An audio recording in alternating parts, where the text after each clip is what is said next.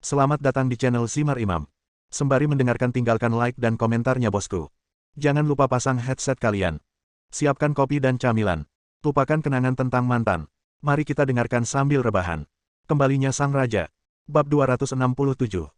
Meskipun dia belum kembali selama 3 tahun, Su Chen masih memiliki kesan tentang tempat itu. Karena kakeknya telah bekerja sebagai penjaga di sana selama beberapa tahun terakhir, namun 3 tahun lalu, tempat itu ditutup karena manajemen yang buruk, namun Su Chen masih ingat alamat spesifiknya.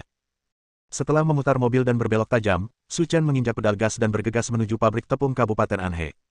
Di gudang pabrik tepung yang ditinggalkan, Yang Gang digantung telanjang. Kulit dan daging di tubuhnya sudah lama terkoyak, hanya menyisakan sedikit nafas. Selain Yang Gang, ada 2 orang lainnya di pabrik tepung, salah satunya adalah Yan Wenliang. Yang lainnya adalah He Xiaoying. Tapi mereka berdua juga sedikit berantakan. Tadi malam, mereka menamparkan diri mereka sendiri ratusan kali, dan bengkaknya masih belum reda. Kalian berdua jalan pasti akan mati dengan bahagia. Yang Gang yang sekarat belum menyerah dan mengutuk. Dia akan mati. Mulutnya masih keras sekali. Dasar bajingan. Ada suara, pop. Yan Wenliang mencambuknya, dan Yang Gang memiliki bekas luka berwarna merah darah di tubuhnya, yang sangat mengejutkan untuk dilihat. Yang Gang, kamu tidak bisa menyalahkan kami. Siapa yang membuatmu berdiri di tim yang salah dan bergaul dengan bajingan Su Chen itu? Dia menyinggung kami, dan inilah akibatnya. He Xiaoying berkata dengan tangan terlipat di depan dadanya. Bunuh aku sampai mati jika kamu bisa, dan datanglah padaku jika kamu butuh sesuatu. Ada suara, pop.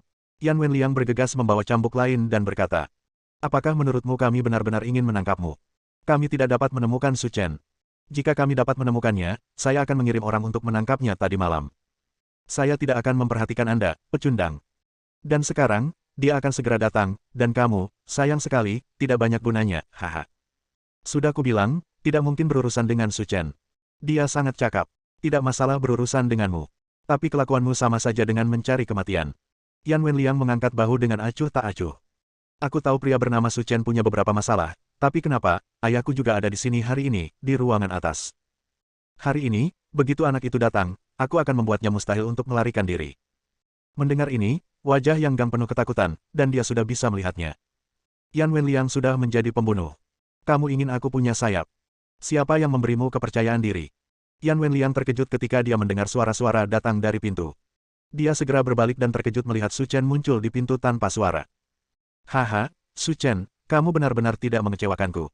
Yan Wenliang tertawa terbahak-bahak, adikmu ada di tanganku. Jika kamu ingin menyelamatkan nyawanya, berlutut saja di tanah dan potong salah satu lengannya. Dengan cara ini aku bisa memikirkan apakah akan melepaskannya. Chen Zi. Kamu, jangan dengarkan mereka, tinggalkan aku sendiri. Brengsek, kamu sudah siap mati, kamu masih berani kentut di sini. Setelah mengatakan itu, Yan Wenliang mengayunkan cambuknya lagi. Tapi kali ini, itu tidak menimpa Yang Gang. Tapi itu dipegang di tangan Su Chen. Bagaimana mungkin? Bagaimana kamu bisa begitu cepat?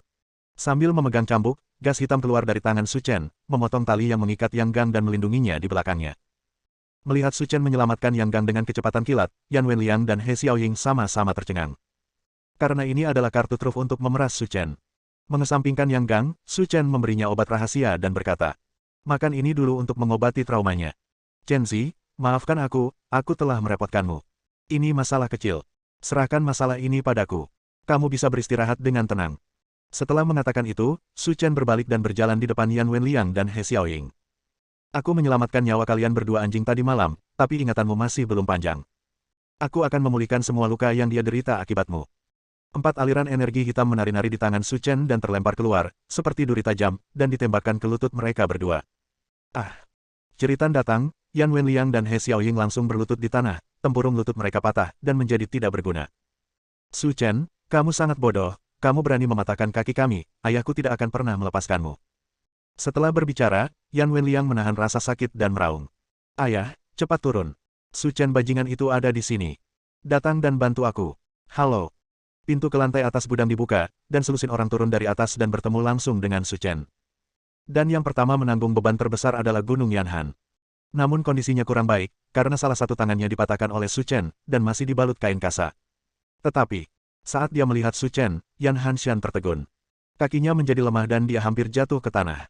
Kenapa kita bertemu leluhur ini lagi? Ayah, anak ini telah melumpuhkan kakiku. Bahkan jika dia sembuh di masa depan, dia akan tetap menjadi orang cacat. Kamu tidak bisa melepaskannya. Ayah mertua, saya menantu perempuan dari keluarga Yan Anda, dan kaki saya juga cacat. Dibandingkan dengan ibumu. Yan Hanshan menamparkan wajah He Xiaoying dan menamparnya. Kamu berani tidak menghormati Tuan Su, aku akan menamparmu sampai mati.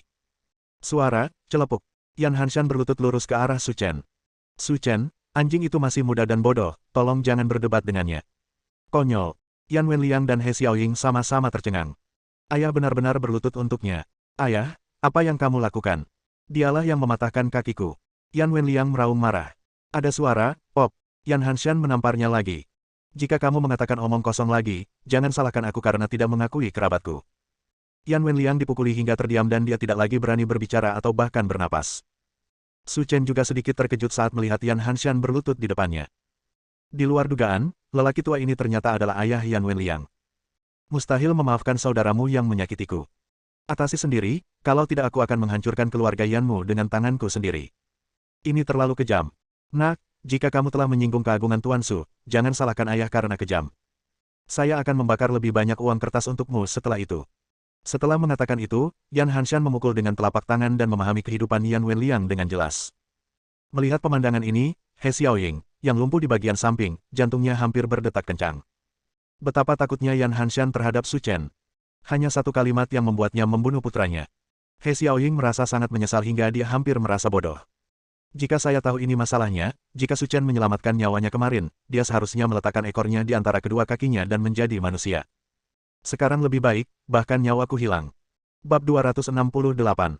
Su Chen. He Xiaoying berkata dengan gemetar. Kamu, bisakah kamu?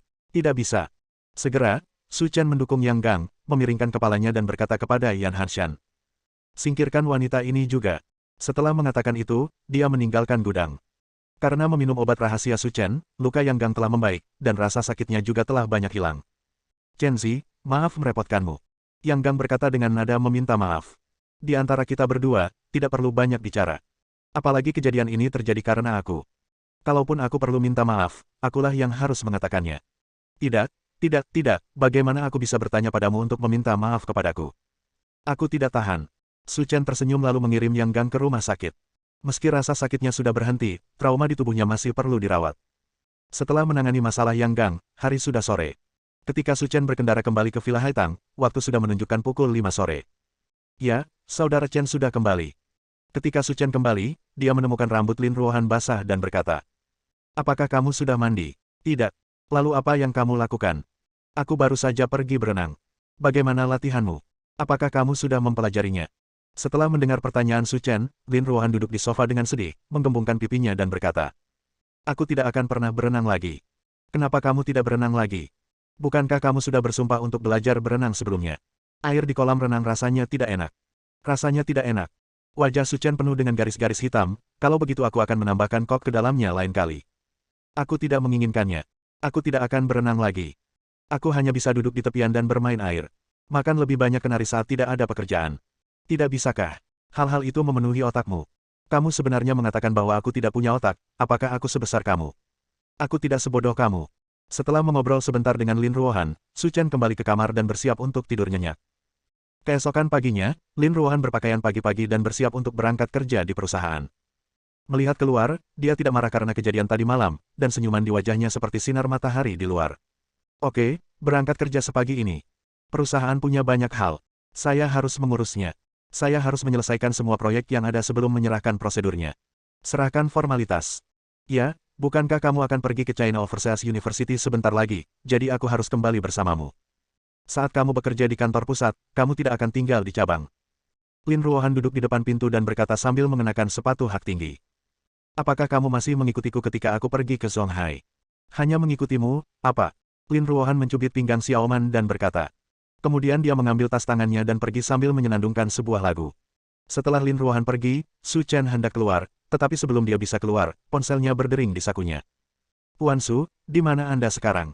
Ada yang ingin saya sampaikan kepada Anda. Kata Wei Changtian di ujung telepon. Katakan saja padaku jika ada yang ingin kamu katakan. Tuan Su, hal ini agak aneh. Saya masih belum tahu apa yang terjadi. Kemarin malam, beberapa orang dari Han datang ke bar dan berkata mereka ingin bertemu dengan Anda. Saya bilang Anda tidak ada di sini, lalu saya memberinya. Saya meninggalkan alamat dan ingin membuat janji dengan Anda ketika Anda kembali. Orang desa yang dingin. Benar. Wei Changtian berkata dengan pasti, sulit untuk mengetahui dari penampilannya dari mana dia berasal, tapi dia berbicara dengan serius, seolah-olah dia adalah seorang pengusaha. Menarik sekali. Seseorang dari kerajaan Han benar-benar menemukan kepalaku. Tuan Su, apa yang harus kita lakukan untuk mengatasi masalah ini? Datang dan jemput aku, ayo pergi ke sana bersama. Baiklah, Tuan Su, saya akan menjemputmu sekarang. Sebuah rumah bangsawan di pinggiran Linyang ditutupi dengan halaman rumput dan sungai buatan yang mengalir. Di belakang sungai terdapat sekelompok rumah kayu yang sangat alami. Di depan rumah kayu itu, dua pria berusia 40-an sedang duduk. Keduanya tampak seperti orang Tionghoa, tetapi gerakan mereka sangat aneh. Dan ketika mereka berbicara, identitas mereka langsung terungkap. Orang desa yang dingin. Tuan Li, pria itu menelepon dan berkata dia ingin bertemu dengan Anda. Apakah mereka datang? Hebat. Cepat beritahu mereka, kami menunggu kedatangan mereka di sini. Oke, aku akan segera memberitahumu. Setelah mengatakan itu, pelayan itu berlari pergi. Tuan Li Shengji, kita tidak perlu bersusah payah. Mari kita undang pria bernama Su Chen itu. Orang Cina bodoh itu tidak hanya menghancurkan pabrik farmasi kita, tetapi juga menenggelamkan dua kapal dagang milik kamar dagang sila kita. Bernegosiasi dengan orang seperti itu hanya membuang-buang waktu, sebaiknya aku membunuhnya dengan pisau. Kata pria parubaya di sebelah Li Shengji. Jin Yu, jika kamu berpikir begitu, kamu salah besar. Li Shengji tersenyum misterius. Hah, ada apa? Mampu melakukan hal seperti itu tidak diragukan lagi menunjukkan bahwa pria bernama Su Chen masih cukup kuat. Terlebih lagi, setelah penyelidikan saya hari ini, dia memiliki reputasi tertentu di Linyang dan bahkan seluruh provinsi Jiangnan, dan dia memiliki sesuatu yang mungkin tidak Anda ketahui. Ada apa? Keluarga Wu yang bekerja sama dengan kita sebelumnya telah dihancurkan. Sejauh yang saya tahu, orang yang diam-diam menghancurkan keluarga Wu adalah Su Chen. Ternyata keluarga Wu hancur di tangannya. Kata Jin Yu terkejut. Benar. Li Shengji berkata sambil tersenyum. Pria bernama Su Chen adalah sosok yang baru naik daun di provinsi Jiangnan belakangan ini. Oleh karena itu, Anda tidak boleh menyentuhnya sampai benar-benar diperlukan. Maksudnya itu apa? Tentu saja saya ingin memenangkan hatinya dan menjadikannya mitra baru kamar dagang sila kita. Tapi bisakah dia menyetujui permintaan seperti itu? Senyuman tipis muncul di wajah Li Shengji. Bagaimana dia bisa tidak setuju? Dan saya tidak bisa memikirkan alasan mengapa dia tidak setuju. Apakah kamu yakin? Tentu saja, karena saya pernah ke Tiongkok sebelumnya dan tinggal di sini selama beberapa tahun, saya masih memiliki pemahaman tertentu tentang mereka. Orang Tiongkok memiliki perbudakan yang dalam, nafsu yang tidak terkendali, dan keserakahan. Selama kita bisa menghasilkan harga yang cukup, maka dia tidak punya alasan untuk menolak. Apakah kamu sudah menyiapkan semua chipnya? Jin Yu bertanya. Itu wajar. Kamu bisa mengurusnya nanti. Sepertinya aku tidak punya kesempatan untuk bertarung dengannya. Dia mampu mengalahkan Qian Shikei, tapi dia hanya melakukan 2 serangan. Sekarang setelah kamu menghancurkannya, aku tidak punya kesempatan untuk mencapai pencapaian Tiongkok dalam membunuh ribuan orang. Ada apa? Keluar saja dan bunuh beberapa orang di jalan. Lagi pula, Tiongkok memiliki populasi 1,3 miliar. Bunuh saja mereka dengan santai. Bersambung.